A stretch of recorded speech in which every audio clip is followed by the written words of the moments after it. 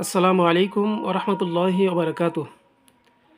বর্তমান সরকারের সাবেক উপদেষ্টা মিস্টার নাহিদ ইসলাম বলেছেন, বাংলাদেশে সেকেন্ড রিপাবলিক প্রয়োজন আছে। তো বাংলাদেশের রাজনীতি নিয়ে আলোচনা করা অত্যন্ত দুরূহ একটা বিষয়। বাংলাদেশে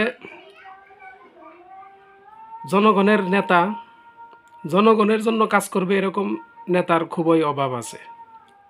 তারপরেও দু চারটি কথা বলতে হয়। তো নাহিদ ইসলাম এই কথা বলার পর বাংলাদেশের অনেক সংবাদ মাধ্যম বিভিন্ন ধরনের নিউজ প্রচার করতেছেন। বিশেষ করে মাসুদ কামাল সাহেব যেভাবে বিষোদ্গার করলেন, তাতে মনে হয় না যে উনি একজন উচ্চশিক্ষিত এবং মেধাবী মানুষ। ওনার দৃষ্টিতে যারা সেকেন্ড রিপাবলিকের কথা বলতেছে তারা অত্যন্ত মূর্খ, তারা কিছুই বুঝে না, কিছুই জানে না। তারা কি বুঝে, তারা কি জানে? উনি এরকম ধরনের মন্তব্য করলেন। উনি বললেন, সেকেন্ড রিপাবলিক কি, এটা কি ওরা জানে? এ বিষয়ে কি ওদের পড়ালেখা আছে? তো মিস্টার মাসুদ কামাল, আপনি কতটুকু জানেন সেকেন্ড রিপাবলিক বিষয়টা কি? তো বর্তমান ফ্রান্সের কথা সবাই জানেন। বর্তমান ফ্রান্সে পঞ্চম রিপাবলিক চলতেছে। তাদের প্রথম রিপাবলিক, সেকেন্ড রিপাবলিক, এভাবে পঞ্চম রিপাবলিক বর্তমানে চলতেছে। তো প্রায় 50 বছর যাবৎ এটা চলতেছে। বর্তমান বিশ্বে ফ্রান্স একটি অত্যন্ত সমৃদ্ধশালী, উচ্চ অর্থনৈতিক দেশ, অত্যন্ত ধনী একটা দেশ, এটা সবাই জানে।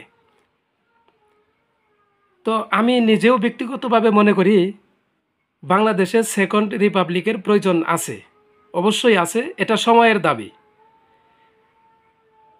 ইতিপূর্বে বাংলাদেশের যে রাষ্ট্র কাঠামো ছিল, জরাজীর্ণ রাষ্ট্র ব্যবস্থা, যা বাংলাদেশের জনগণের জন্য কখনোই কাজ করেনি, বাংলাদেশের উন্নতি হয়নি, বাংলাদেশের আমজনতা খুশি নয়।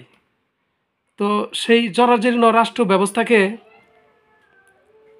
ধুয়ে মুছে ফেলে দিয়ে নতুন উদ্যমে, নতুন রাষ্ট্র কাঠামো নিয়ে, নতুন শপথের মাধ্যমে রাষ্ট্র গঠন করা, যেখানে বাংলাদেশের সমৃদ্ধির কথা চিন্তা করা হবে, বাংলাদেশের আমজনতার কথা চিন্তা করা হবে, বাংলাদেশের প্রত্যেক জনগণই যেন নাগরিক সুবিধা ভোগ করতে পারে। তো অতীতের সরকার সম্পর্কে আমরা সকলেই জানি। আমাদের অতীত সম্পর্কে ধারণা হলো শুধু ব্যর্থতা, অনিশ্চয়তা, অসফলতা, আরও অনেক সমস্যা, যা বাংলাদেশের আমজনতাকে বিষিয়ে তুলেছে। অত্যন্ত বিরক্ত আমরা। তো আমরা মনে করি বর্তমান বাংলাদেশের জন্য সেকেন্ড রিপাবলিকের প্রয়োজন আছে, এটা সময়ের দাবি। আসসালামু আলাইকুম ওরহমতুল্লাহি ওবরাকাতুহ।